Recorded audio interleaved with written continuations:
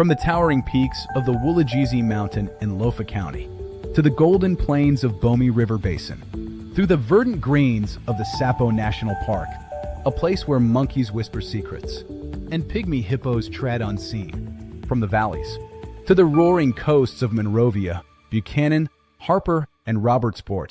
These are the voices that travel unfiltered, uncaged, and unstoppable.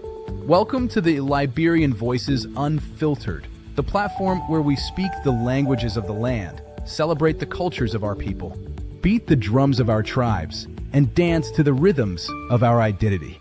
This platform is more than just a broadcast. It's a movement, a megaphone for the people. No scripts, no sugarcoating, no stage management, just the truth, pure, bold, and proudly Liberian. Tune in, turn up the volume, and join your host, George Senator Sibo, the Pan-Africanist, shaking the mic, breaking the silence, and speaking for the nation and its people. The Liberian Voices Unfiltered. All hail, Liberia hail. It is raw, it is real, it is authentic. From the bushes to the beaches, this is our voices, our truth, and our story. It must be heard.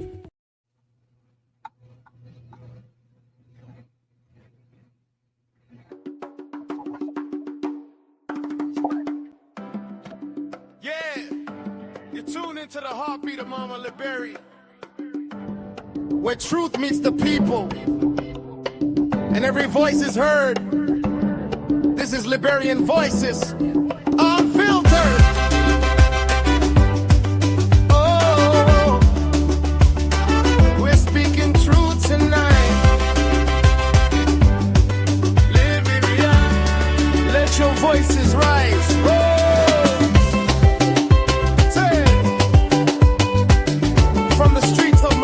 To the hills of Nimba, we're bringing light where the truth's been hindered. Politics and power, let's break it down. Oh, we're speaking truth tonight. Let your voices rise. From the streets of Monrovia to the hills of Nimba, we're bringing light where the truth's been hindered. Politics and power, let's break it down. We talk the real, no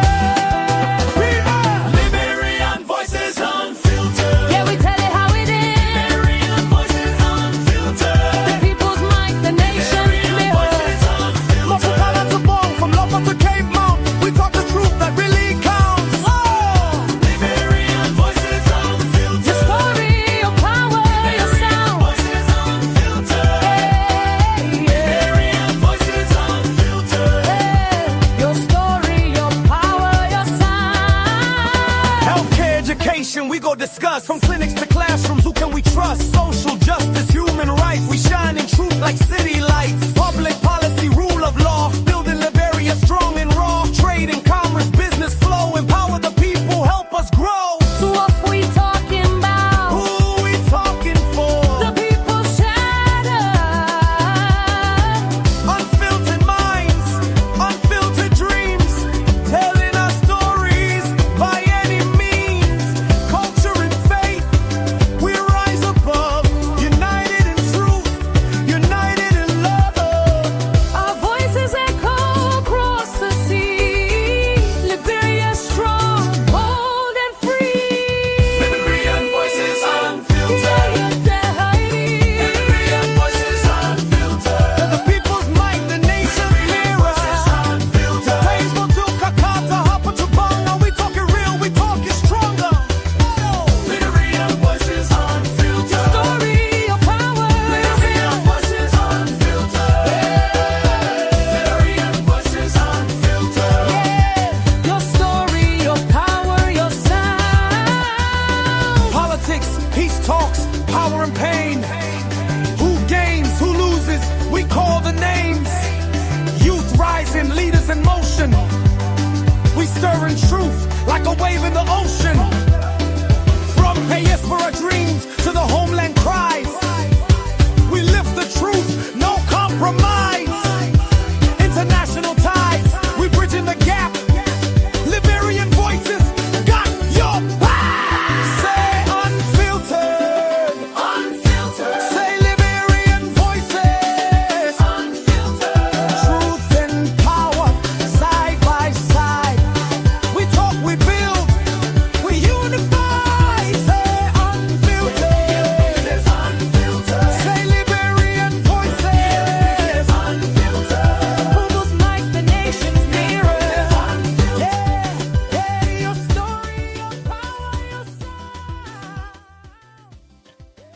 Well, good evening, fellow Liberians. Welcome wherever you are and how well you're listening to me tonight. I want to say welcome to the Liberian Voices Unfiltered, the program where we speak truth to power, where we express things the way they ought to be, where we present evidence to our listeners, we present facts, and we are open to cross-checking any fact that we present. Tonight, we will be bringing you another fascinating topic. We urge you to share our video, comment, encourage your friends and family and loved ones to watch our video, to follow us, share, and make a comment. We're going to be providing you some good information tonight. So please, as you can hear my voice, I'm a little bit on the weather. Meaning I'm not too okay. The place is getting very cool over here in the U.S. So, but it is part of our duty and responsibility to inform our population, our Liberian people in Liberia and around the world as to happenings that is going on. So we encourage everyone to share our video. Today's topic is going to be very interesting. The roles of civil society groups in nation building. We're going to be asking the question that are our civil society leaders, are they guiding national leaders? That is what we're going to be looking at today. We've got a lot of information on those groups, on those people that we're talking about. So we are encouraging you to follow our page, like our Facebook page, follow our YouTube, subscribe to our channel, and then we can go on from there. So tonight, we are going to be going deep into most of this topic on our roles of the civil society groups, what they're supposed to be doing, and what are some things that we expect from them, and what are some of the things that they are not doing. And because they are not doing some of those things, what happens? Some of the effect. Is it affecting the youth? Is it affecting the elderly? Is it affecting the general population? Civil society group silence. How impactful it is on our country, Liberia. So we're going to be delving deep into that. So I ask you to share the live, encourage your friends and family to watch us, follow us, give a comment. We're going to be reading some of the comments. So we want you to actually follow the show tonight so that you can give your comment and we can all run the show together. And for those that want to participate in the show, we have the link is already posted on the live comment. You can click in and try to join the show. We can bring you in for a couple of minutes or one or two times so that you can give your comment. We appreciate everyone coming to join. So right after this theme song, tonight I'm not going to be holding you a very long time. Right after the theme song, we're going to be going deep down into this. As I said, my voice is not too clear because I'm a little bit on the weather. The place is cold. I'm suffering from cold. So I just do this because it's part of our civic responsibility. So our topic today is going to be very, very interesting. The roles of civil society groups in nation buildings. Are our civil society leaders, are they guiding our national leaders? Are they providing the requisite guardians? Are they cautioning the leadership in terms of what is wrong and what is right and what needs to be done right? So tonight, we will take just a couple of your time and so we can delve deep into this topic. So right after the theme song, I'll be coming back and then we can begin from right there. Thank you. Stay tuned. Yeah. You're tuned into the heartbeat of Mama Liberia, where truth meets the people and every voice is heard. This is Liberian Voices Unfiltered. Oh, we're speaking truth tonight. Liberia, let your voices rise. From the streets of Monrovia to the hills of Nimba, we're bringing light where the truth's been hindered. Politics and power, let's break it down. We talk the real, no mask, no crown. Economy shaking, but we still stand tall. Business and trade, we can uplift all. From the youth to the elders, we all gotta say. Unfiltered voices paving the way. Liberian Voices Unfiltered. Yeah, we tell you how it is, no filter. Liberian Voices Unfiltered. The people's mic, the nation's mirror. From Bukana to Bong, from Lofa to Cape Town, we talk the truth that really counts. Liberian Voices Unfiltered. Yeah. So, fellow Liberians, again, I want to say welcome to the platform, the Liberian Voices Unfiltered. The platform where we present the facts, we say things the way they ought to be, we say it raw, we say it provide you authentic information, give you information that other people are not willing to talk about. What do we care to lose? Nothing. We are not on their payroll. We don't care. We intend to bring the information to Liberian people raw and unfiltered. So as usual, before we begin our show, we usually start with our food for thought. So for today's topic, like I said in my previous podcast, the food for thought is tailored toward the current topic under discussion. So every food for thought that we bring in is going to be mainly focused on what we are talking about. So for today's food for thought, I will display it right now. Yes, so our food for thought says, when civil society is silent, the leadership becomes loud. The bad leadership becomes loud. Liberia can only move forward when the people's watchdog wake up and speak truth to power. I take that again. Once civil society group is silent, bad leadership becomes loud. Liberia can only move forward when the people watchdog wake up and speak truth to power. So that is our food for thought for today. And we are going to be delving straight down into our topic on a discussion. So I urge you to share the live. You can give your comment. We're going to be, if you don't want your comments to be posted out, we're not going to post it out. If you don't want, if you get any information that you think we need to present to the general public, please let us know. We will provide those information accordingly, and we will be able to provide guidance to our people as to what is unfolding in our country. Liberia as a nation and Liberian as a people deserves better.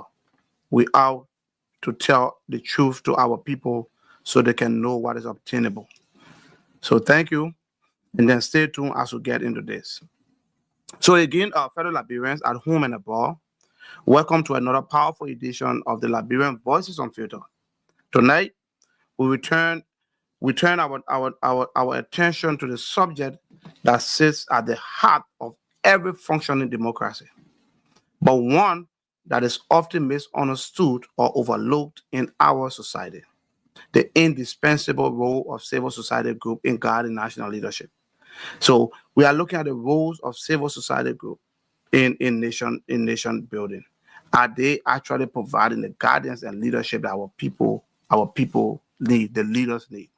Civil society is the engine of accountability. It is the conscience of the nation. These groups exist to represent the voices of ordinary citizens, to scrutinize leadership, offer solutions, and raise alarm when policies go wrong, and push government toward decisions that serve the people.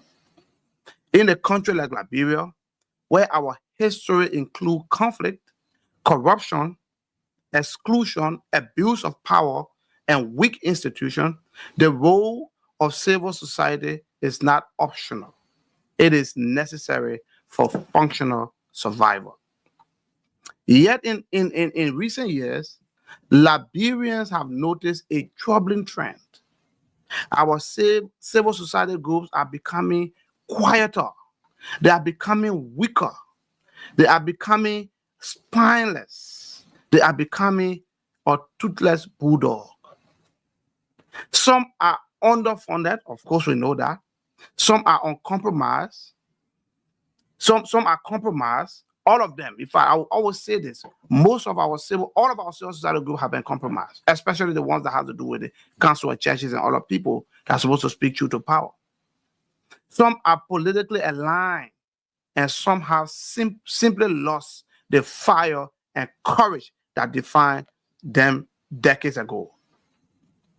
Youth unemployment rise, corruption grows, and remain unchecked. Policies are made without consultation, and national leadership operates without meaningful oversight. Tonight, we'll be examining what civil society in Liberia should be doing. the specific groups involved, their rightful duty, and how their silence affect the nation, especially the youth, and what needs to change. So just grab a seat, sit down, put data on your phone if you can, and get ready for a deep, truthful conversation that the country desperately needs. So there are some questions that we need some answers to, some strong questions that we need to ask out there. Are civil society groups in Liberia too silent today? Are they becoming silent? And then for me, I will tell you the answer is yes. Many groups that are becoming very silent, and some of them, they are attributed to lack of funding, they are attributed to lack of independence, or lack of courage to do what they were actually funded to do. Some are politically connected, which limit their willingness to challenge government. Civil society group will be funded on a principle. After a while, those principles will die down. Those principles will go away. Those principles will just go away simply because the leaders of those groups, either they have gotten employment with government, either somebody is there making them to go silent, or either they are benefiting one way or the other.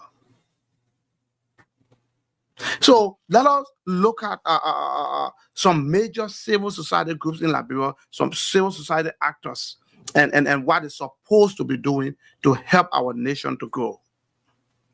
Let us look at our center, the Center for Transparency Accountability in Liberia. They call themselves Center for Transparency and Accountability in Liberia. So Center is one of Liberia's leading anti-corruption advocacy organization. His role is to monitor government's spending, track public procurement, report financial misuse, and keep the spotlight on integrity in public offices. Center should be producing quarterly report evaluating ministries, agencies, concessions, and public corporations. Its purpose is to prevent corruption before it even becomes a national disaster. They are expected to pressure the legislature to pass strong anti-corruption laws and to push for transparency in national budget. Is Center doing that today? Center, are they doing it? The Center for Transparency and Accountability in Liberia, Center, are they doing that today? Looking at their role, are they playing their role? The answer is no. Center are not doing that because most of their leaders have been bought, have been corrupted. Let us look at the Liberia Council of Churches, one of the most powerful civil society groups in our nation, the Liberia Council of Churches. Historically, the Liberia Council of Churches play a major role during the civil conflict. They do peace negotiation. They were involved with healing of the nation. Today, the Liberia Council of Churches is expected to provide moral guidance to national leaders, reminding them of ethical governance, reminding them of justice, reminding them of national unity. The LSCC should speak when the policies harm the people, when corruption rises, or when human rights abuses occur. That's what the Liberia Council of Churches should be doing. Speaking truth to power, letting national leadership know that some things they are doing, they are not right. Anywhere they go wrong in their policies, when there is misuse of justice, the Liberia Council of Churches should be able to speak to that. Is the LCC doing that today? No, they are not doing that. The Liberia Council of Churches have become even more political. They are very corrupt. They have become very corrupt. They are muted on national issues. They are quiet on national issues that affect the nation and the people. Those are people that God chose them to preach His words. God chose them to go out there and minister to His people through truth and integrity, to tell the people what is wrong and what is right. How many of our civil society groups today are doing what is right, especially the Liberian Council of Churches. How many are doing it? How many of them today can raise their hands and say that, oh yes, we have been speaking to government on corruption. We have been telling government what they are doing is wrong. How many of them? How many pastors? How many bishops? How many prelates? How many imams that are doing that? Civil society groups. That's what they should be doing. They should be speaking when policies harm the people, when corruption rises, or when human rights abuse occur. Instead of just sitting in the church and saying the praying, they are supposed to be the moral compass of the nation. That's what civil society groups are supposed to be for. That's why groups like Liberian Council of Churches. But instead, they are getting more involved with politics. They do politics more than even the regular politicians. They have turned the whole gospel thing into something else. They are afraid to warn the national leader because even them not doing right in their churches. They're not even doing good in their churches. They're not even doing what the Bible says in their churches. Preaching prosperity gospel here and there. They don't even want to preach what the Bible says, repentance, and they know they don't want to do that because they feel that it's going to drive the people away. But it's not your job to, when you have a church, having a church is not your job to make sure that people come to church. God, if God actually chose you to do his work, he will bring people to attend the church. If God chose you to do the work, he will show you the way how to make people come to the church. Not by not speaking the truth, by not preaching what the Bible says. That is wrong. If you can't even say what the Bible says, things that are written about, how will you be able to go to national government, national leader, and tell them that the law says this, you must do this? How many of them are doing it? None. None of them. LCC, the Liberian Council of Churches, have become a toothless bulldog. In fact, they are a sleeping sheep because they were not, before they were lions. Yes, when the head of Liberian Council of Churches will come out and make a press conference, everybody will be glued to the radio to listen to that because those are people that speak with command. People used to speak with command. Speak that the Lord told them what to tell the leaders. But today, look at it. Some of them even want position in government. They want to lead the church and go to position in government. So they don't even want to speak against government when things are going wrong. We're not telling you to be on the radio whole day and become a politician. No, but we're trying to tell you that when things are going wrong in society, civil society group must come up and speak against it. They are not doing that. Let's look at the Press Union of Liberia. It's another civil society group, the PUL. The media is a vital civil society actor. The PUL's role is to protect press freedom, support investigative journalism, and expose wrongdoing at all levels of government. They should champion transparency, hold leaders accountable, and ensure Liberians receive truth, unbiased information. Our PUL today, are they doing that? The Press Union of Liberia, are they doing that? In fact, you find more political commentators like myself. You find more people that are not even journalists that are having talk shows who providing more credible information than even the press. Yes, you see that. Or live podcasts, other live platforms are providing more credible information, more authentic information, more balanced information than the press. What have a press union turned to? They have become a laughingstock. Today, journalists go from place to place. When you see them, we call them cartoon journalists because the integrity has been lost. The integrity has been lost. People no longer value journalists. Gone are those days when you hear journalists on the radio, people want, oh yeah, this guy. When journalists go to a particular community, people gather to see, yeah, that guy voice been here on the radio. That they make him read the news. But today, no. The press union have become a laughing stock. Even to conduct elections among themselves, it's becoming even more difficult. The corruption have taken over the fabric of our society. That even institutions are supposed to speak against ills are even the ones that are committing more ills. Where are we leading to, Liberians? Where are we heading to? Liberian Council of Churches cannot speak. The Center for for transparency and accountability in Liberia cannot even speak against one legislators when they are doing wrong. Press union is one of the worst. Yellow journalism, blackmailing people, their news and things are not credible. They are not balanced. They are not accurate. Blackmailing people in the name of carrying on journalism. Where do we stand? Where is the press union leadership? Press union, remember, you are a civil society group. You are very vital to societal survivability. But if you take yourself and make yourself look like a laughing stock and put yourself out there just to collect cattle in the name of shielding this information because this guy is giving you 1 or 2 cents, how do you become credible? How people take you serious? A lot of media outlets today, nobody wants to take them serious.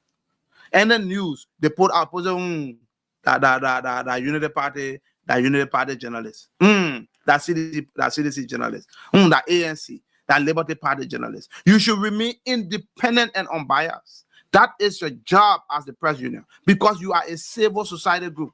Your work is to provide information to the public just the way you see them. Your work is not to sugarcoat. Your job is not to polish anything. Provide reliable and authentic information as a press to the Liberian people. Journalists don't even want to go out to collect news anymore. They're taking other people's story from on Facebook and making it their own story.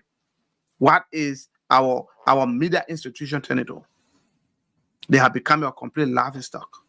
Yes, press union of Liberia, you're not doing your job. Liberia Council of Churches, you are the worst. You are the worst in our generation. You cannot do anything. You are not doing nothing right. You cannot speak truth to power. You cannot hold government accountable. There have been no press release that would tell the Liberian people this was wrong, this was wrong, this is how you're supposed to proceed. You're not doing that. It is wrong. You guys need to wake up. The Federation of Liberian Youth, fly, another one. The Federation of Liberian Youth, fly. You are a civil society group. So FLA is Liberia's biggest youth-focused civil society group. Their purpose is to advocate for youth employment, demand jobs for young people, push for civic investment, speak on drug abuse issue, and ensure youth are included in the national planning. There should be a strong voice in the national budget process. Federation of Liberian Youth, are you doing that? That is the mandate on which you are funded. To make sure that the youth are employed. FLA, are you doing that? When last FLA has staged a peaceful protest on the street to say that the youth are unemployed, because of that, we have to petition the government. When long have FLA done that? No, they don't do it. Because you feel that when you elect your leadership is the one that the government is going to work with, they keep putting on a payroll. So at the end of the day, nothing good can come out of FLA. Remember, you are one of the biggest youth-focused civil society group, FLA, Federation of Liberian Youth. That's you I'm talking to. You are one of the biggest civil society group that's supposed to be advocating for the youth. If today a FLA stage of protest or FLA even come up with the ambition, when they nurse the ambition to stage a protest, the nation should be shaking. The government should be worried that the youth have come out. Liberia has 74% youth, young people, from the age of 1 to the age of 35. 74% are young people, based on the recent census. So if FLA come out today and say that we are protesting because of youth unemployment, you know what I mean? You shut the country down. You will shut the country down. If your protest is for 1 month, that country will now function for 1 month. That's how powerful you are, FLA. But what do you do? What do? You become a bandwagonist. Your leadership does not even advocate for the young people. You run your campaign on promises that you will not keep.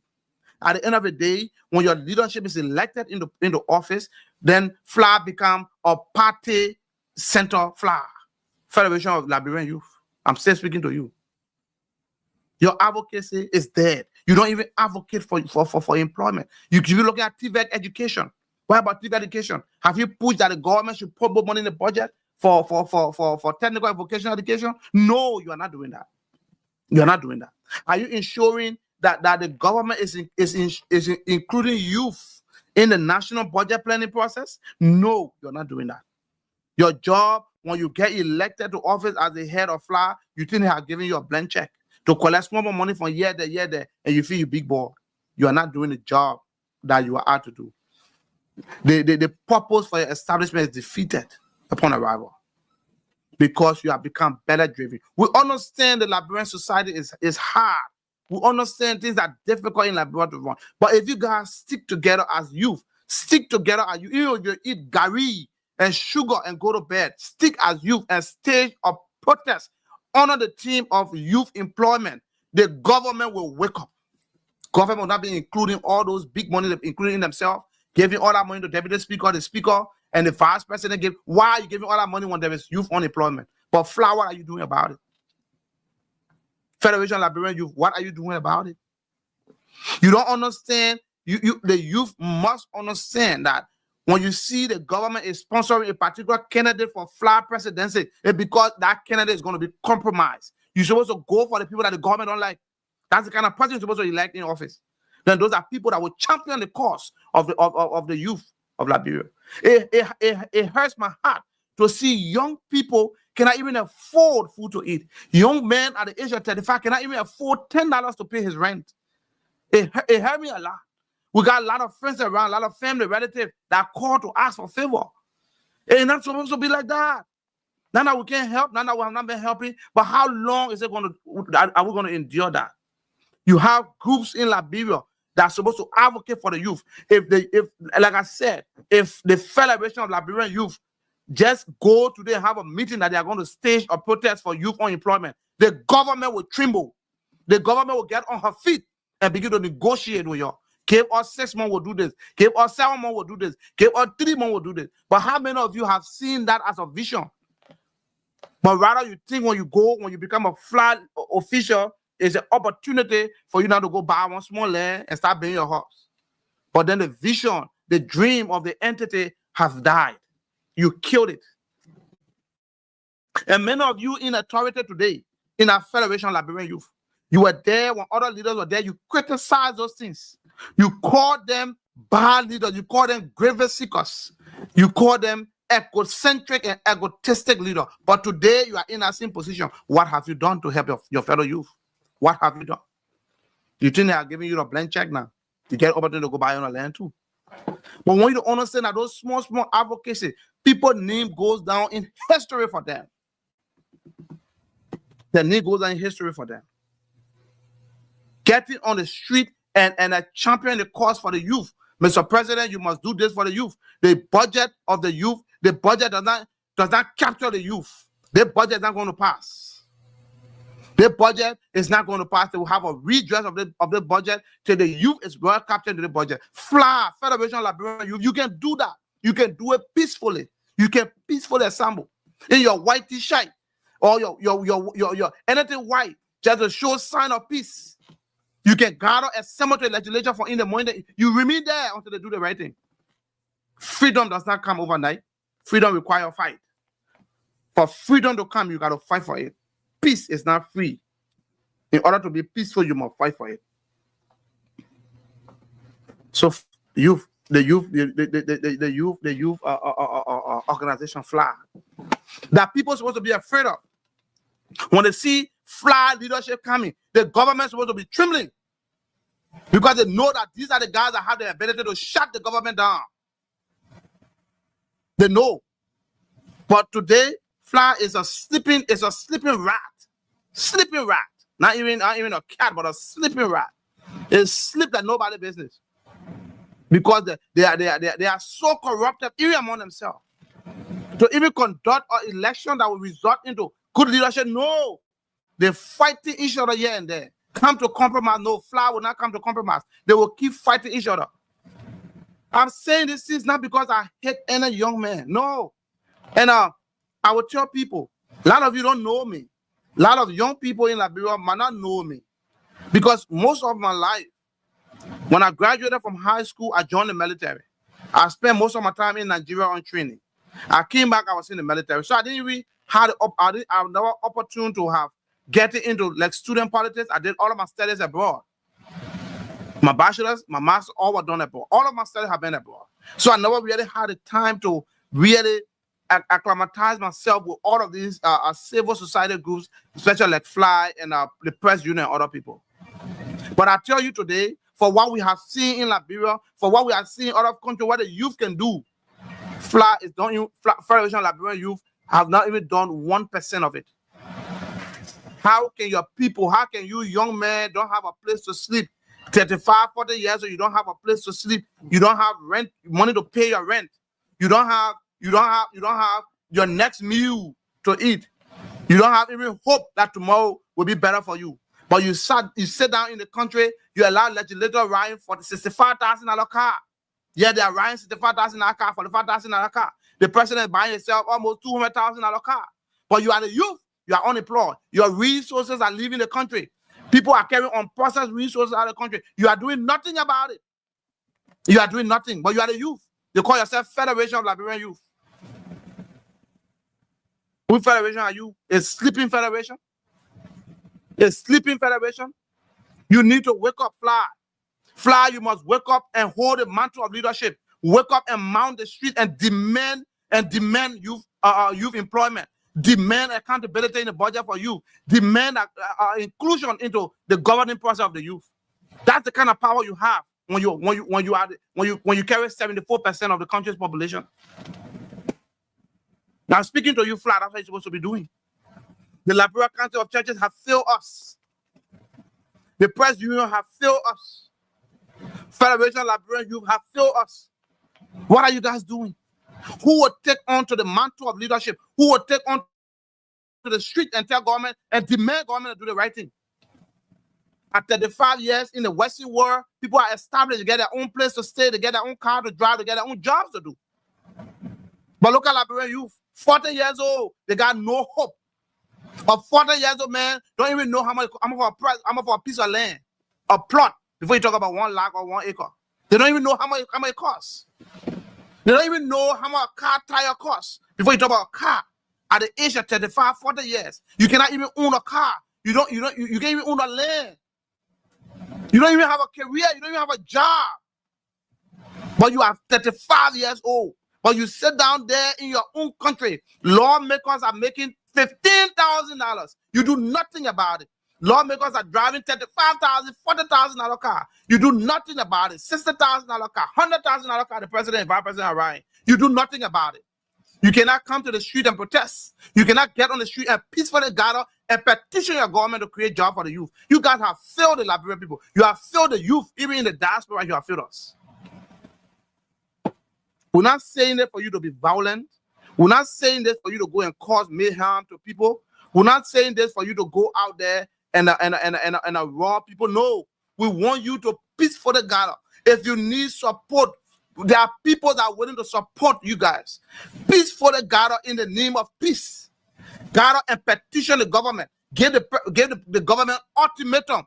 The youth must be employed. The youth must get unemployment. If the youth does not have this unemployment, we will stage an unspecified protest. Imagine 74% of the population. Let's say even 40% come out, or even 30% of that 74 come out. The government will shut down. You will shut the government down. Nothing will happen. You don't have to block road. You don't have to burn tire on the road. You don't have to destroy nowhere. For you just gathering on the street in your white and holding your placard in your hand with need job, the government will shut down. Federation of Liberian Youth, I'm speaking to you. You need to wake up from your slumber. You need to wake up from your sleep and do the right thing. If you must buy land in the coming year, if you must get jobs in the coming year, Federation of Liberian Youth, I'm speaking to you. You have to do the right thing.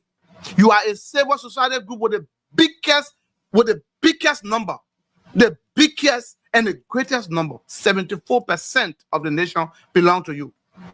What are you doing to push the nation forward, to make sure that youth are being employed? FLY, what is your job? Federation of Liberian Youth, what are you doing? When last you stage your protest, but you'll be having confusion among yourself to even elect your leaders.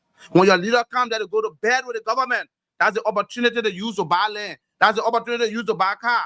But then the bulk of the youth become unemployed. They don't have a place to sleep. They don't even have a next day meal. There is no hope. The youth are on the street taking drugs. because they don't have a future, because there is no hope. When people are hopeless, they tend to become the devil's workshop because they are idle. But Federation Liberian Youth, that is your job, to put the government feet to the fire. Put their feet to the fire. If you just come on the street in your numbers, don't hit anybody, don't burn any kind, nothing. Just wear your white clothes. Come out with a banner that youth demand jobs. You see, youth demand accountability in the budget process. The youth must be included. 70% should receive 70%. If they even include even 20%, or even they can get 15% of that budget to youth, many youth will be employed. You'll create a lot of programs, lot of funding opportunity will come up for the youth. The youth will leave the street. The youth will start having a hope. But who can put your government feet to the fire? You sat down there in the country, a country of 74% young youthful population. Look at how many old people ruling the government. See how many old people for government everywhere. When is going to be your turn? When you're going to take office? When you're going to be able to get a job? Some of you have bachelor's degree. Some of you have master's degree, but you don't have a job.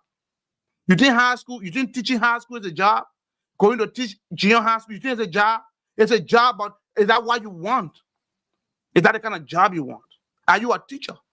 Teachers are professional people that go to school to become a teacher. Are you one of those?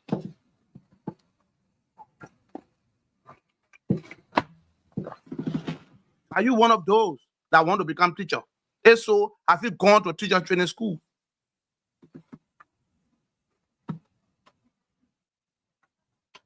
It is very sad to see our nation wallowing in abject poverty. It is very disheartening to see our youth unemployed and our resources have been taken out of the country by their numbers. Look at Firestone. How many years of concession agreement is signed? What have they done? Even one tire they have not produced in our country. One tire for more than 100 years. One tire they have not produced. But the youth does not do anything about it. The youth don't care. They sit down, some of them go do their kush, they feel they get Gary to eat and the life is okay. No, you are the driving force behind the nation. You are the one that pushed the nation to the feet, that wakes government up. That's why they call you youth. You got all the energy, you got all the potential, you got everything it takes to move the government, to put the government feet to the fire. But how many are you willing to do that? How many are you willing to do that? You jumping behind political party that will not help you. When they take power, they employ their friends, their older friends that are in America, Europe, that's what they do. But the actual youth of Liberia are not benefiting. The young people are not benefiting. CDC did the same thing. How many youth are actually employed? I think, but in terms of youth employment, I think CDC even did better than what President Joseph Baka is doing right now. I think they did better than that. But more can be done. The youth can demand more. Fly, you must wake up. Federation Liberian Youth, you must wake up. The Liberian Women NGO Secretariat. That's another civil society group. They call themselves the Liberian Women NGO Secretariat. It's another group. They are intended to lead advocacy on women's rights, on gender equality, economic empowerment, and protection of women from domestic and sexual abuse. They guide women, they guide the government on gender responsive policies and community support program. Wongoswo. That's the name, Wongoswo, Liberian Women NGO Secretariat. This one, are you making me laugh? Because what are they doing? When you talk about domestic violence, you talk about women advocacy. Look there.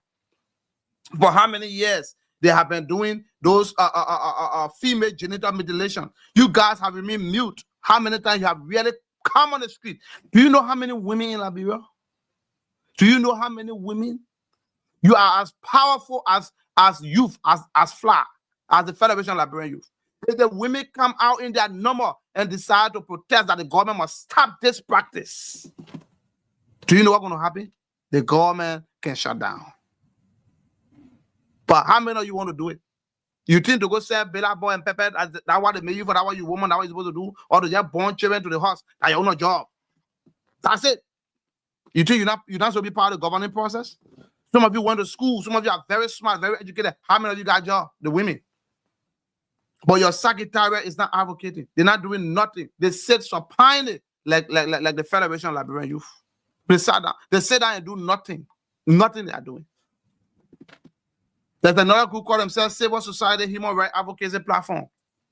They say that the umbrella bodies monitor human rights abuses, policy brutality, like police brutality, illegal detention, land conflict, and violation of the due process. They provide legal support to help ensure justice is served. Are they doing that? I saw land conflict made me laugh. Land conflict. Do you know how many people sell land, resell land? What are you doing? When last you hold the government feet to the fire to be able to make them that they land right law. They land law when they put it under control. For thousands of years, nothing. Things are going on and on and on. So when civil society group silence have devastating effect on the Liberian youthful population, and we all know that. It has a devastating effect. When civil society group are silent, the effect can be very, very devastating on the youth population. Youth are left out of the national opportunities. Yes, national opportunities, youth are left out. With no strong youth advocacy, government have failed to create meaningful technical and vocational education program. Entrepreneurship is zero. No support for that.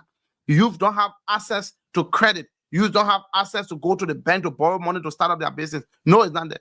Sport investment, zero. Even the youth, people that play football, basketball, volleyball, they can't even get opportunity to play them. No sporting development, nothing. Everything is there because the advocacy group is dead. When your advocacy group are dead, you are heading for nowhere. Sport alone has the ability to employ more than 20% or 25% of our young people. Just the sporting sector in Liberia can do that. Before you talk about agriculture, before you talk about internet technology, IT sector, before you talk about medical field, do you know how many youth will be employed? You'll be looking for people to work, you're not finding people to work because everybody will be busy. But this can only be possible when you have advocacy from youthful group like the Federation of Liberian Youth, like from the Liberian Council of Churches. When you have those kind of advocacy from these people, you will begin to see government fit to get to the fire and they'll begin to do the right thing. Look at the growing drug crisis in the country because civil society groups, because lack of advocacy have caused these things. If civil society group does not aggressively push for rehabilitation centers, mental health services, and drug prevention programs, more young Liberians will fall into addiction and become hopeless. You think that's a solution to go and break this woman, get them down, and just say, okay, you do the poor, and the people stay on the street and not being rehabilitated? You're wasting your time. How long are you going to do that? How long are you going to buy a brand new pickup for DA? Because that pickup, then there's 1 or 2 years due to bar rules, 1 or 2 years, your pickup will be bad. You got to go buy another set. You're going to keep doing that. But you have to create rehabilitation facilities. When you take people from the drug world, you have to rehabilitate them. After you rehabilitate, you got to give them a career that will be basic, they'll be preoccupied with. Other than that, they will go right back. It's called relapse. For people that have done rehabilitation, it's called relapse. They will relapse and they'll go right back into that habit. It's not just to go burn some more kettle than that. They put on needle, they'll hold you think the belly, they can stay anywhere until they drugs. You think they need those more hot that you broke down. They don't need it. They both sleeping in grave. The young people sleeping in graveyard. The boss grave. The vault of a grave. They bust it and live there. The last one more kitchen you didn't need. They don't need that. You can bust it all you want. You can arrest them all you want. You put it in jail, you bring it outside tomorrow morning. You can't keep them in jail for long. But you need a robust youth or robust rehabilitation program. And if the government is not doing this, who can make the government to do it? Civil society groups. Civil society groups. Civil society groups can make them to do it. The Women's Secretariat can do that. Federation of Liberian Youth can hold the government feet to the fire to do that. Press Union Liberia can hold their feet to the fire to do that. Liberia Council of Churches can hold the feet to the fire to do that. The Center for Transparency and Accountability in Liberia can hold the government feet to the fire to provide those things. They can do it. Because when the youth are idle, they become politically manipulated. Lack of civic education means youth don't vote based on on what is right.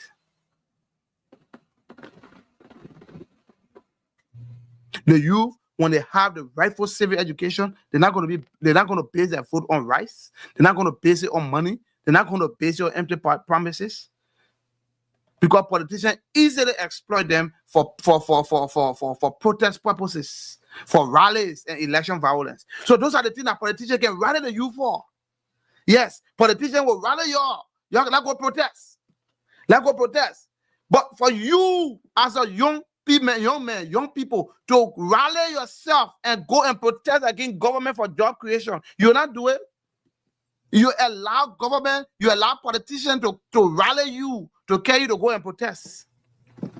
Then when police deal with you and police beat you and injure you, then you go home wounded, will sow all over you without cause. We're not saying that civil rights movement, this kind of advocacy leads to this kind of wounds because no pain, no gain. But it should be done for the right reason. Now, one politician coming to, I saw on social media, I saw the student, how you call it, the University of Liberia student, the Vanguard Party. They said they are going to protest tomorrow to where Unity Party is having their fundraising rally because you have been influenced. You know that is not your decision. You know somebody that have called you and influenced you, print out a teacher and give it to you to go do it. I'm not saying you can't do it. But I'm trying to tell you that you should do it for yourself. Don't do it because a politician told you to do it. Don't do it because you're going to satisfy a political party. No, you must do it because it is the right thing to be done. Don't do it because you are influenced. You can advocate. You can go on the street and protest. You can counter protest. But guess what? Don't allow a politician to call you and say, oh, we'll get a picking Sonny. The picking will go there and step. Then you agree and you go there. You allow yourself to be bought. Advocate for the right thing. Don't allow somebody to go there tomorrow to put pins in your body because you're definitely going to meet a resistance tomorrow. Unity Party not going to allow you to support their program. And I'm saying this. Unity Party not going to allow you to support their program. You go in there tomorrow, you'll meet equal and opposite reaction. So you should get prepared for pins. Get prepared for pins because Unity Party that I know will not allow you to go and support their program. And I'm saying it for free. You cannot go there and disturb their program. They have been playing that program for long. When CDC were doing a groundbreaking, why didn't you go there? Advocacy should be on all equal sides. I'm not saying it because I'm being sentimental. I'm saying it because that's what the truth is. Anything you do for the right, make sure you do it for the left. Make sure you do it for the left. You want to go advocate for youth employment, youth empowerment. Advocate when the other groups are doing their own, you go there, you advocate. When the other groups are doing their own, you go there too, you advocate. Don't do it on one side of thing. No. That means you are being biased. That means people will not take you serious. People will not take you serious. Oh, you think that it's a struggle time? Oh, you're going to launch a struggle tomorrow? Yeah, tomorrow Saturday, I'm going to launch a struggle. We'll get Sonny. You're going to waste your time. You come with peace. But you can gather yourself on a normal day. You can gather yourself. You can go out with publicity on all social media, on every network, the news outlet. People can sponsor those things. Go there and call for national youth gathering. You can even make it 1 month or 2 months to put the government feet to the fire that we are going to have an unrested protest, unspecified time protest until government can create jobs. Then people will say, oh yeah, the youth are serious. We can help them. We can buy them t-shirts, we can buy them food, we can buy them water in the meantime until they can put the government feet to the fire. But if you are doing it in pockets because the other party gather and somebody have influenced you to go there, you take small things, you go there in the name of, you go in there to go launch struggle, and now you get the social money, you want to go provide that kind of advocacy. No, nobody's going to take you serious. International community will not take you serious. Our youth must wake up. Stop allowing yourself to be politically motivated. Because if you are being politically manipulated, you will have no purpose. Do the right thing. Champion the right cause. Follow people. Go do things that you're supposed to do that is right. Not because somebody called you and told you, say, oh, Unity Party is launching tomorrow. Let's go there and go this step. Then you say, okay, yeah, let's go there and go this step. Why? Does that make sense to you? But you get a government run from Monday to Friday. You have never gathered yourself to petition the government to say, okay, you know what, we're marching from Painsville Railway to Central Monrovia. We're going to make sure that we're going to march on the street, demanding jobs, demanding youth employment, demanding youth inclusion in government. Have you done that? No. But you go into a political rally to go in the name of going to protest. Then when you leave on them with a lot of pains, a lot of wounds, then you say the government or people are involved with brutality because you brought it upon yourself. Your advocacy should not be blind. Open your eyes, do the right thing, and you will get people helping you to succeed. The youth has lost future. They lost future leadership. The leadership is being lost. Like the weak civil society means no mentorship. Because if the civil society groups are weak, like the Federation of Liberian Youth, LSCC, when they are weak, they cannot mentor the youth. They will not be able to mentor the youth that are coming up. Because that's the essence, to mentor the current youth that will mentor the next youth. Like that, then the youth will come out with a sense of purpose and direction. But if civil society groups are not doing it,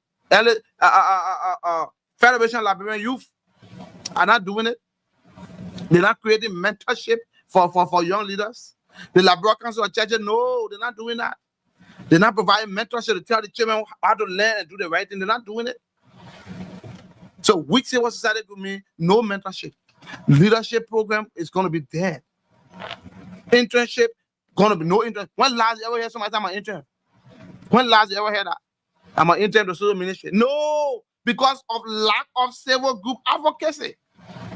There will be no policy engagement. The government passing the budget, fly all your input in the budget. Federation of Liberian Youth, all your input. What did you say about the budget? Did you say anything about the budget? Did they even seek your opinion on the budget? The answer is no, because you have made yourself weak. Because you sold your soul to the devil. So when you sell your soul to the devil make decisions without even consulting you, but you have to live with it. But if your job is to make sure that this coming budget year, when you make yourself available, you gather your young people on the street, make sure the government yield to your demand. Tomorrow, when they're making that budget, they will say, okay, let's hear from FLA. What FLA want to include? The Federation of Liberia, you will have an input in the budget. And it will have a caption. The budget line will carry that caption. Federation of Liberian Youth input. It will carry it. I mean, your advocacy is working. It's working. Now our youth are not even preparing for national leadership role. That's the reason why you find a lot of Liberians that go out of the country for school, come back and keep on leading you guys. A lot of people that come out for school, go Ghana, come America, go to Europe, and come back and lead you guys that graduate from University of Liberia, that graduate from Cottonton. That's why it's happening, because there is you guys are not prepared for leadership. Because in your role to learn leadership, you do small camp protesting, small unnecessary gathering of protest, things that are not necessary, things that will not change the minds of the youth, things that will not help your generation. That's why you guys keep doing. As a young man, it's good to make your voices heard. It's good, but do it in unison. Do it as a united organization. The youth come out and demand employment. Yes, everywhere in the world will back you. Even the crazy man in any other country will say, yes, the youth are on the street. Your knee will take the media. Your knee will get on all of the top national radio station and TV, CNN, Al Jazeera, Deutsche Welle, and Radio France. It will take everywhere. Liberian youth are protesting because of unemployment. Then the people will begin to take you serious. But not to gather yourself, say, oh, because the political party having that launching, you go there and say you want to go launch struggle there, you want to go cause problem there. But when the other party were doing their own, you didn't go there. How do you think? How do you reconcile that? Is that being logical? No, because you have lost a sense of direction. You allow yourself to be manipulated by ordinary politicians. And when you check it, those politicians that are pushing you to go and do it, when they were in power, they didn't do nothing. I'm sure maybe some of them stayed there or some of them left. I don't know. But those guys, when they had the ability to do something for the youth, they didn't do anything. But today, you listen to them because they are giving you $5, $10, so you think that, yes, you're launching the struggle and the struggle is working. You can launch a national struggle that every youth can benefit from. And your name will remain in history. Your name will be recorded today, Backup Matthew name recorded, even though he didn't become president of Liberia, but his name is recorded in history. Backup Matthew. Their names are there. Those are people that launch struggle, launch national struggle. We're not telling you to go be chaotic. We're not causing you to go and cause riot. You can peacefully gather. You can peacefully assemble and petition your government. Demand your government to create employment for you because it is your right. It is your fundamental right to have employment in your country. It's your right. The young people are getting poor on day by day. They are living like destitute. They are in complete destitution. There is no hope. People wake up in the morning, nothing. And all this is happening when civil society group does not push hard for job creation and economic reform. You've remained trapped in the cycle of poverty. You keep turning around. You think because you went to the club, there's somebody buy you 1-2 bottles of beer, you drink it. Tomorrow you go there, another person. You think that's the life you're supposed to be living? Somebody give you henna. Are you not supposed to get somebody henna too? Your own henna, kasawali, just open, just to receive. You can't get. You gray. You should be able to sit down by 19. Why is it that this is not working for us? Because you guys are not united. Because you are fighting a divided battle in the name of I'm a CDC youth, I'm a Unity Party youth, I'm an ANC youth. All young Liberians are youth. Come together under one umbrella and organize yourself as a uniform body. You will have people around the world supporting you. You will have people supporting you. You will have diaspora young Liberians supporting you. We will rally money around. We will support your advocacy. We will make sure that job is created. We will make sure that the national budget is realigned to adequately address youth unemployment. That is the advocacy we can do for you guys. That's what we can do. We can provide the support. But you guys have to be the foot soldiers. There is no way 30% of Liberian you or 40% of Liberian you gather, you say police will do anything to them. It's not possible. It's not possible. But tomorrow, check it. Maybe y'all be like 10 or 20 or 25 down there. 25% that 2 policemen can deal with y'all. Because there is strength in unity. When you guys are united, when you guys are together. Think about it. Look at the broom straw. You can hold a broom straw and break it. But put 50 broom straw, see if you can break it. You can. Because there is strength in unity. If the youth gather, be it regardless of your political affiliation, regardless of your political choice, regardless of what you from, regardless of religion, regardless of anything void of politics, anything your gender, put that aside. Come on and say by the 15th of next month, the youth will stage an unspecified protest. To the national will stage a protest. We will not leave the street until government can address unemployment crisis for the youth. When you speak with that kind of voice, people from Lofa will listen. People from Grand Judah will listen. People from Grand Crew will listen. Everywhere you'll find those youth coming together, and you begin to have international groups that will start sponsoring you. And you will have the advocacy, you will get on the street, you will hold the government feet to the fire, government will realign the budget, government will go back and revisit concession agreement, government will revisit mineral exploitation agreement to include the youth, because the youth is speaking with one voice. If the youth can do that, the country will move forward. 74% of Liberian are young people. How many young men at below the age of 35 get land in Liberia? How many young men below the age of 35 know how much it costs to buy a car? How many young men below the age of 35 have hope that tomorrow he will be working social place? I can't tell you the number, but it's nothing. Under 1%. Under 1%. And those ones that even getting it, those 1% that get it, they have gotten it through some kind of influence, through some kind of means. Cannot legal means. Or they will not get it through, like when I mean legal means, I don't mean that they stole it, but through a process that everybody can acquire it through. No, either they have secret friend to some kind of senator, or they are board to some kind of minister, or they're doing some kind of devil advocate somewhere that is giving them that. But you see in the Western world, no. You can go and get a car. If my car is giving problem, I can go to the dealership and get another car. I can go to school, take a loan and go to school. It's not that the people in the Western world, they have two heads. No, but because there is civil society group that held their feet on fire to the fire and make them to do the right thing. But what our civil society group are they doing? Federation of Liberian Youth, the biggest one. That's the shameful part. You control 74% of Liberia's population, but you are unemployed. You have all the old guys that have wallowed in politics, that have wallowed from one office to another. Some people have never left government for more than 25 years. They keep moving from one government to another government to another government. That's the kind of thing you see when there is lack of youth advocacy. But the youth will gather themselves in the name because one stupid politician somewhere have influenced them to go to step another political party activity. But when they were having their own political party activity, people didn't go there to do that. In the name of they are in opposition now. It doesn't seem right to anyone. I'm not saying it because I've been sentimental. No, I'm saying it because it is what it is clearly seen. Everyone can see that crystal clear. Crystal clear.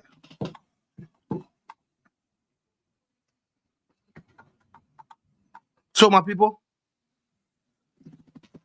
do you feel as Liberian? I'm asking this question. Do you feel they are represented in government? Are the youth being represented in government?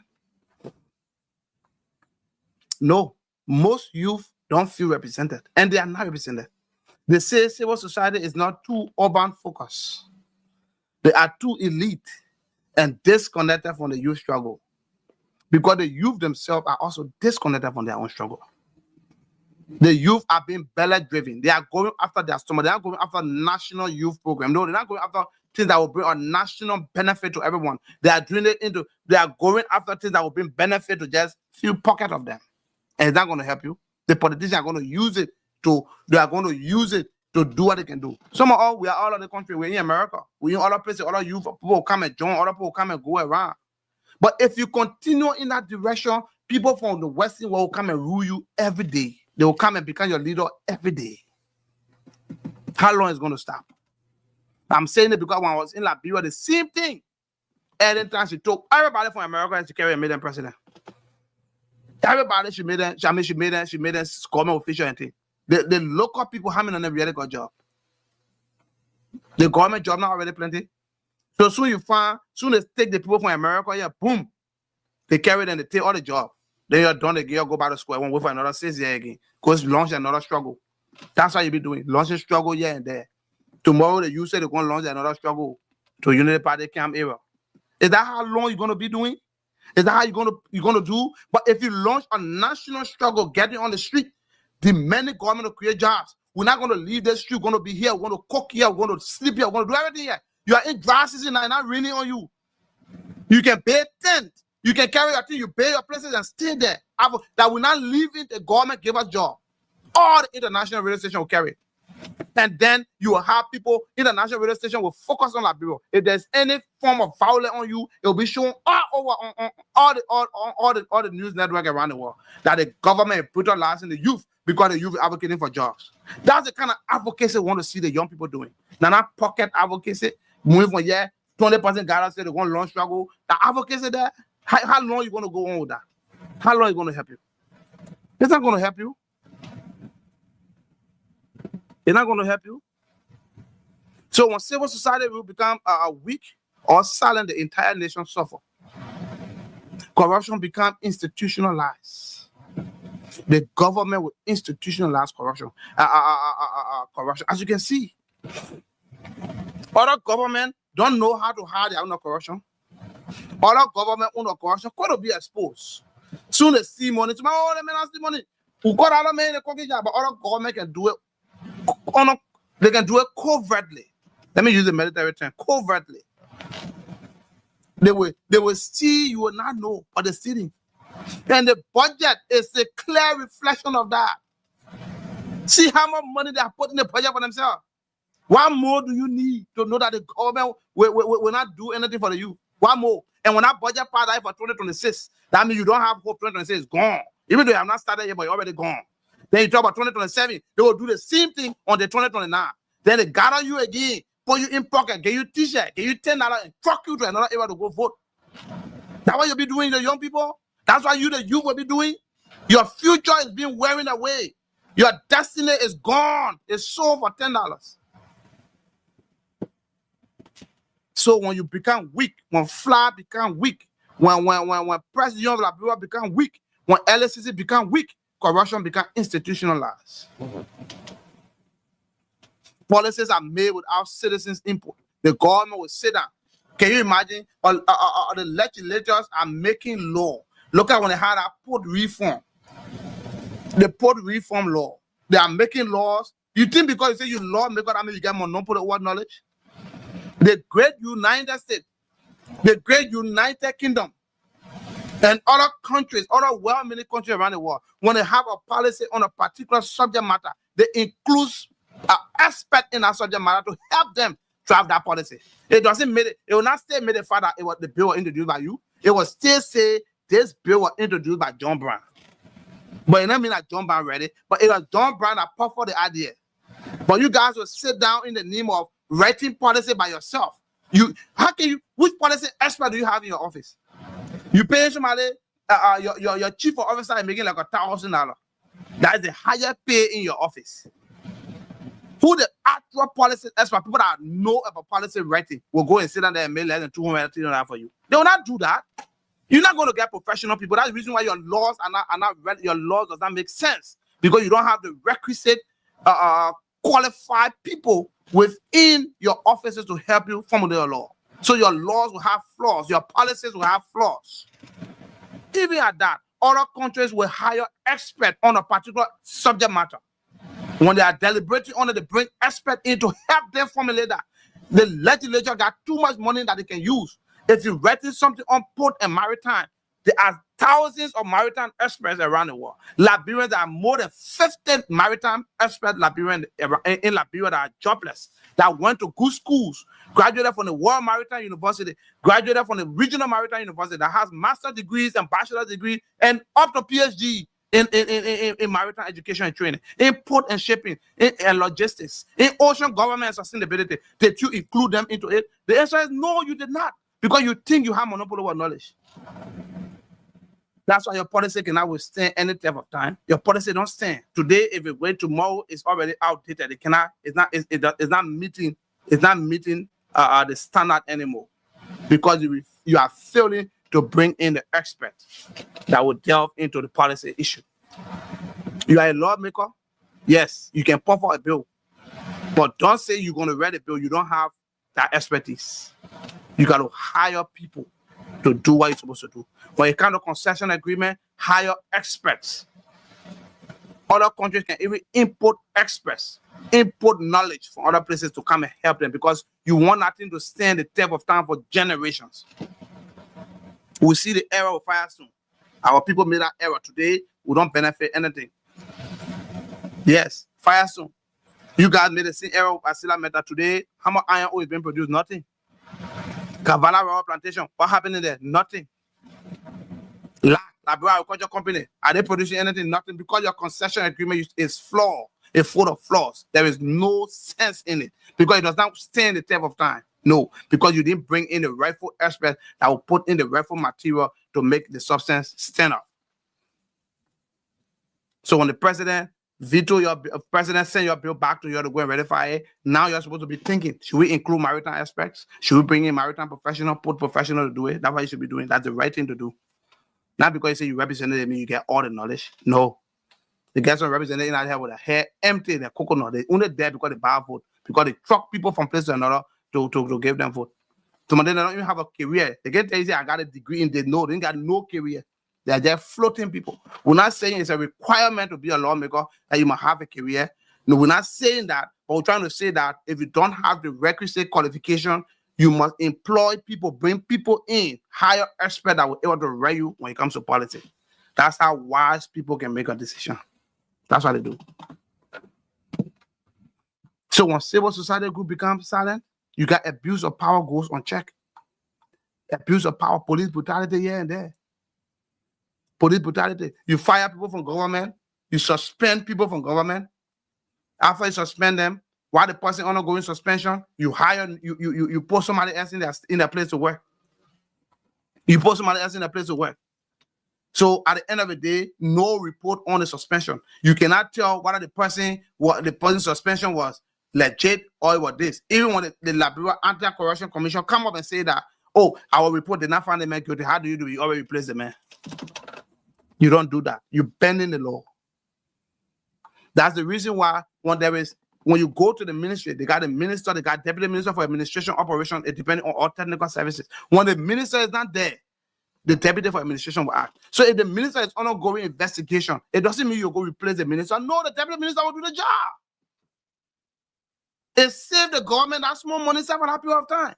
The deputy minister will do the job. You don't have to replace the minister. So when the minister is found not guilty, you already got somebody in your place. How do you bring him back? So you leave the position open. The deputy will act in the stead. Or if you don't want a deputy act in the stead, if the place have a board, the board will act. The chairman of the board will act until decision can be made. So when the decision is made and that person is not found culpable, when the person is not found liable, when the report shows that that person is innocent, then you can reinstate the person with ease. It's easy. It's something we call best practice. But some of you now, you move some people. Even though Liberia Anti-Corruption Commission say, oh no, this person in our report, we didn't find any fault on there. But executive mansion will go out and say, we already finished moving that man, we can put a member. So they just go ahead and fire that person and replace them. That's a shame. That's not leadership. That's a shame. That is not leadership. That is not leadership. When civil society group becomes silent, you get weak democracy. Our democratic process can be weak. It can be weak. You see people sit down and allow themselves to be trucked. Somebody take you and pull you in a truck, take you from Monrovia to Riverside on the bar roads. You didn't want to say truck and me, I wanted people to understand. People think when they say truck, it means they take you to pull you in a truck or a big empty car or a bus. No. That's not only the definition of a trucking. As long as you allow someone to manipulate you, someone give you $10 or $20, tell you, go to my district and go and vote for me. Even though you don't live there, and you allow yourself to go to that district and go, you have been trucked. You were trucked. So when you think that, oh, nobody trucked me, I went up by myself. You think you do smart, you were trucked, bro. You were trucked. You were just glorified truck. Instead of them trucking you, you truck yourself. That's what it means. Instead of them putting you in a big truck to carry you, you took yourself and truck yourself in Texas or Boston, you go there, but you were trucked. Don't allow them take you from nowhere to go nowhere. Because the decision you're making in that district, you don't live there. You're going to help the people to vote for somebody that they don't like. Somebody that they don't want, that does not align with the community agenda. You're going to help those people to vote for, or you're going to help them to go and vote for the wrong person. Then when they go to the legislature now, the man has spent almost 200 or 50,000 or $150,000 on campaign. How you expect him to get his money back? He borrowed that money. How you expect him to get that money back? He's going to sign stupid laws. When they get an envelope, they will take it because they got to pay those people money back. That's the essence of civic education. Don't allow people to use you. Don't allow people to tell you to go, social place to go vote. Even when I come and tell you go do it, don't do it. Anybody, it could be your pa, your brother, tell them, no, I live in my district. Because for your district to vote for you, immediately people got confidence in you. They know you can deliver. They know you can deliver. Why you allow them to take you from one place to another to go for you in the name of my brother, my days? Don't do that. Don't do it. Don't do that. So when civil society group again is silent, national budget can lack accountability. We've seen it today. Look at our budget. The government introducing $1.2 billion budget. Where is the accountability? Where is the accountability for youth, especially for youth? Where is the youth part of that budget? The youth constitutes 74% of Liberia population. How much in the money of that $1.4 billion will go on a youth program, youth empowerment, and youth building program? How many of it? How many? Not 1%. Not 1%. But you got almost how many million? How many million going to how many million going to the speaker and the deputy speaker then? Let me show it to you so you can see. Look here. Right here. Look here. I think you guys can see it. I will show it to you. It's a summary of the budget that was just under discussion in the legislature that will soon be passed. That is it right there. Summary of it. You get President Joseph Boakai for fiscal year, because it's 2026 we're talking about. Fiscal year 2026. The fiscal year 2026 coming just 1 month. I mean, few days from now.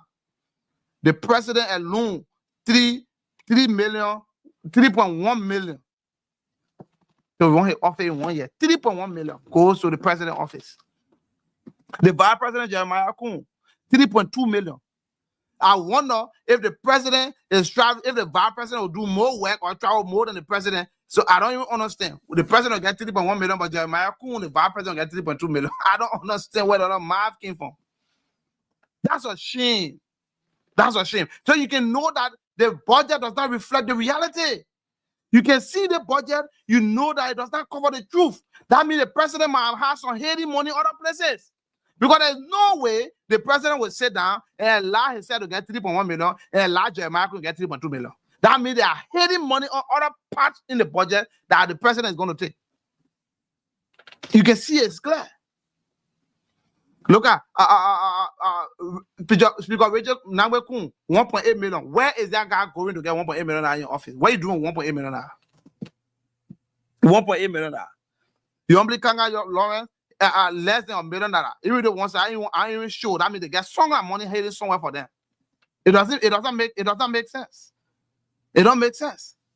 Because you only will take less than $1 million while the speaker is taking 1.8. It doesn't make sense. You can see the budget has a lot of flaws in it. You can see it does not reflect the reality. Deputy Speaker Thomas Fala, 1.4 million. Why are you doing 1.4 million? Where is Deputy Speaker Thomas Fala going? What 1.4 million to do what? To go live on your farm? Or to go build another university? Why 1.4 million, my people? 1.4 million when the hospital does not even have beds. But look at the money. The Chief Justice, 261,000. You can see the flaws in the thing. You can see the president is the head of the executive branch. He got 3.1 million. The speaker is the head of the House of Representatives. They get 1.8 million. The pro tempore, the head of the Senate. I mean, the vice president is the head technically, but the head of the Senate is the Senate pro tempore. She get less than 1 million. Then you got the Chief Justice, that is the head of the judiciary, get 201,000. Does that reflect reality, my people? Look at the budget. This is a summary of it. Does it reflect reality? The answer is no.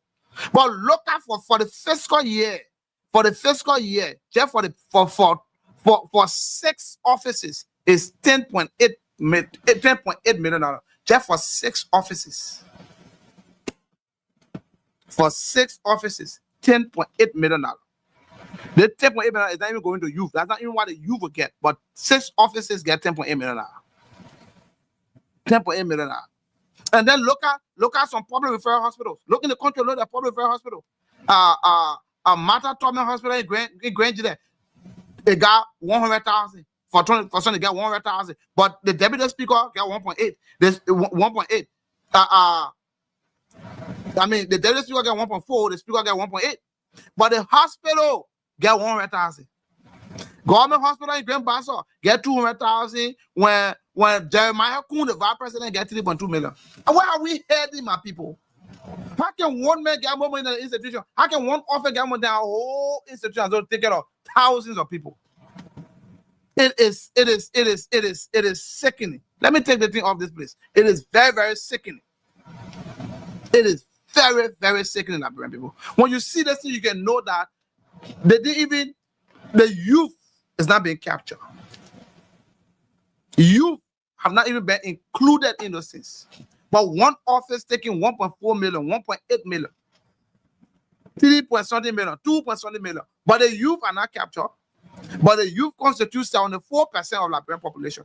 But the youth themselves, they don't even care because they allow themselves to be used by politicians. They allow themselves to politicians gather them in pocket to go and say one long struggle tomorrow. Is that how you're going to live? Is that how your generation going to live? Is that how you set the pace for your children? Then you are heading nowhere. You are heading nowhere. So, civil society groups can do things to improve the country. They can do things to empower the youth. Civil society group is not too late. You can turn back the hand. You can go back and start doing the right thing. Civil society group are supposed to operate as a non-for-profit or non-political advisor. That's how you're supposed to operate.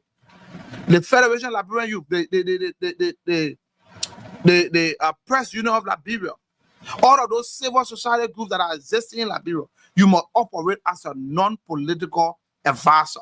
You help government to make the best decision, and you can guide the leadership through evidence-based report. Your report, when your report has evidence practices, the government will listen.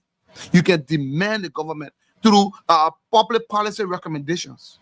You can provide public policy recommendations to the government. When you are a non-political entity, the government can listen. You can provide advocacy through dialogue.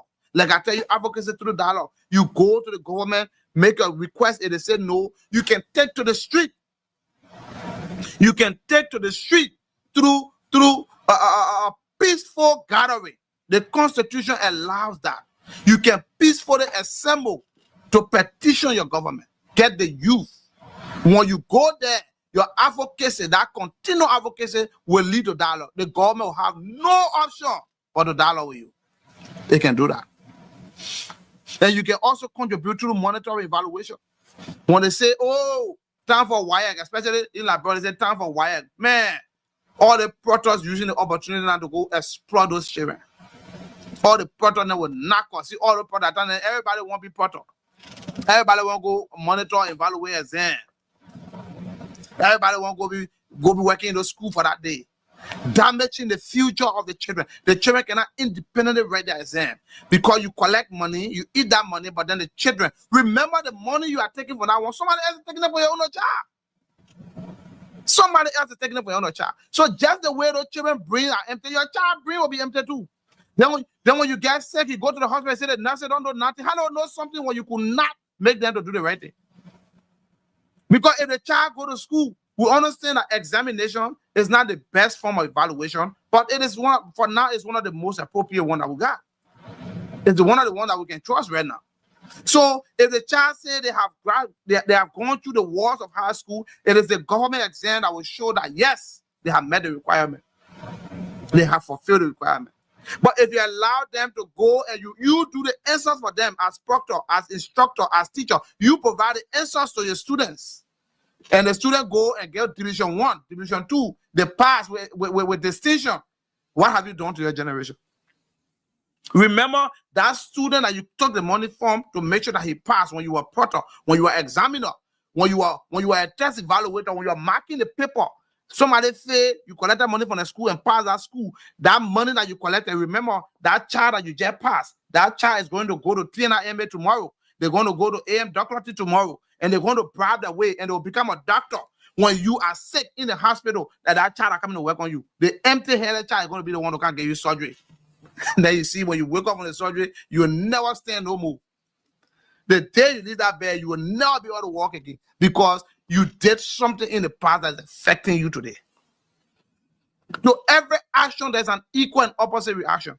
Don't think because you did it to somebody else, it's not going to come after you. It will have a trigger-down effect. That's why it's called trigger-down effect. It might not affect you, but it might affect your children or your generation to come. It trigger down. So if you think that, oh yeah, they wire, I got 200,000, I got 300,000. Okay, yeah, you eat the 200,000. But those students that you ate the 200,000 for, some of them are going to become doctors. Some of them will become nurses. When you go to the hospital, they say give the man the amount of drip. They go and give you 4 drip. They over drip you, you die. And because you didn't make them to do the right thing. But if they study, they pass, they will understand the value of education. They'll begin to implement the value. Liberians, we are lacking behind so many things. Corruption is not only in government. Let us not look at, oh, government, they want government. No. Look at yourself as an individual. Are you corrupt? You are corrupt even from the neighborhood, even from your houses. You are corrupt. If you are corrupted from your house, because they say charity begins at home and end broadly outside there. So when you start the corruption from home, you being corrupt from home, you will take it to the street. So today we don't have good doctors. We don't have good. Good lawyers. We don't have good social workers. We don't have qualified teachers because somebody somewhere along the line collected money from those people. That's what happened. That's what happened. When you take money from them, you think you have done well, but you have hurt society. So, fellow Liberians, a nation rises or falls based on strength of the voices holding its leadership accountable. Civil society is not a luxury. It is the backbone of democracy. When those groups stand tall, corruption shrinks. When they speak boldly, leadership becomes more responsible. When they advocate for the youth, the nation moves forward. But when civil society goes silent, Liberia suffers.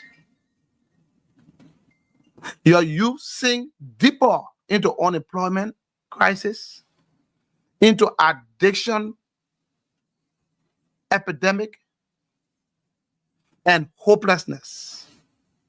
Our public institution becomes weak, our democracy becomes fragile, and our leaders operate without guidance or moral pressure. Tonight, the conversation was not just to critique or to criticize. It is a call to action. It is a reminder that Liberia needs stronger, independent, fearless civil society groups that are ready to challenge, to advise, to educate, and to advocate for the future of the nation depend on it. Let us demand better form of leadership from those who claim to represent the people. Let us push for stronger voices, clearer recommendations, and genuine advocacy. And most importantly, let us empower the youth to become active players in shaping Liberia's future. Liberia can rise, but only if the voices of civil society rise with it. I want to say thank you for taking your time. Thank you for following our channel tonight. Thank you for commenting, for sharing our live, for following our video. Some of you that are constantly doing this, we understand that most podcasts in Liberia, especially in the Liberian community, when people not cussing man cuss, when people not saying reckless things against people, when people not blackmailing people, you don't find a lot of people following the channel. You don't find a lot of people watching it. People want to see drama. People want to see wrong things happening. But we are decent people. We will advocate through decency. We will advocate through the right channel. We will not use any abusive language here. We will say the right thing that needs to be said. We will hold government accountable by their actions. We will do the best that we can do. We are doing our piece, and we are leaving the rest for you guys to do it. So I want to say thank you for following our page. Thank you for subscribing with us. Thank you for following. We pray we'll put the next topic up. You're going to be able to follow. You're going to be able to give your recommendations. You're going to be able to share this video on your pages so that people can see it, can get to the rightful authority. Somebody somewhere will see it and they will know we are saying the right thing. Like I said in the past, we are open to having panelists, people that have interest in making their voices heard. Their voices heard, we are open up. You can come on and give your your view, you can come and form part of our discussion. We appreciate the time. We have some comment here, but we're not able to display a lot of comment because we were trying to provide more information to our people. And I want to say thank you guys for joining. We appreciate and we have a lot of love for you guys. We are praying, looking for the rightful people to join us, regardless of your political affiliation, regardless of your political party. We are open up. We want people to join us on this platform. Come and give your view. Come and give your opinion on issue. You can be for any political party. If you feel that you can justify your party, you can justify the action of your party, come and do it. Let the Liberian people be the judge. If you feel that the other party is not doing better than your party, they come on the platform, come and talk about it. Let the Liberian people be the judge. So we are advocating for a lot of these things. We are so happy. Somebody says 17 years old in America get jobs and car. It's true. 17 years old got jobs and car. In America, 17 years old. Yeah, they got jobs, they got car. In fact, the alternate between you are looking for which you want to do, they don't want it, one I want. They're not because American got two heads, not because the white people are more smarter than the black man, but because they have purpose, because civil society group held the people to their feet. So my people, thank you. Share our live on Facebook, on any social media. I just share it. Let somebody somewhere reach it. We honor you. We say thank you for being part of us. As we go today, let this be a caveat. Let this sound a caveat to all Liberians that civil society group must wake up. Federation Liberian Youth must wake up. The Liberian media must wake up. Other precious group, the Liberian Council of Churches must wake up. Thank you, and God bless you.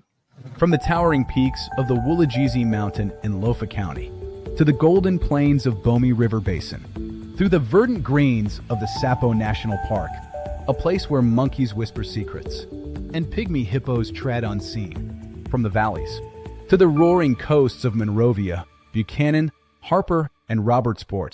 These are the voices that travel unfiltered, uncaged, and unstoppable. Welcome to the Liberian Voices Unfiltered, the platform where we speak the languages of the land, celebrate the cultures of our people, beat the drums of our tribes, and dance to the rhythms of our identity. This platform is more than just a broadcast. It's a movement, a megaphone for the people. No scripts, no sugarcoating, no stage management, just the truth, pure, bold, and proudly Liberian. Tune in, turn up the volume, and join your host, George Senator Sibo, the Pan-Africanist, shaking the mic, breaking the silence, and speaking for the nation and its people. The Liberian Voices Unfiltered. All hail, Liberia hail. It is raw, it is real, it is authentic. From the bushes to the beaches, this is our voices, our truth, and our story. It must be heard. You're tuned into the heartbeat of Mama Liberia, where truth meets the people and every voice is heard. This is Liberian Voices Unfiltered. Oh, we're speaking truth tonight. Liberia, let your voices rise. From the streets of Monrovia to the hills of Nimba, we're bringing light where the truth's been hindered. Politics and power, let's break it down. We talk the real, no mask, no crown. Economy shaking, but we still stand tall. Business and trade, we can uplift all. From the youth to the elders, we all gotta say.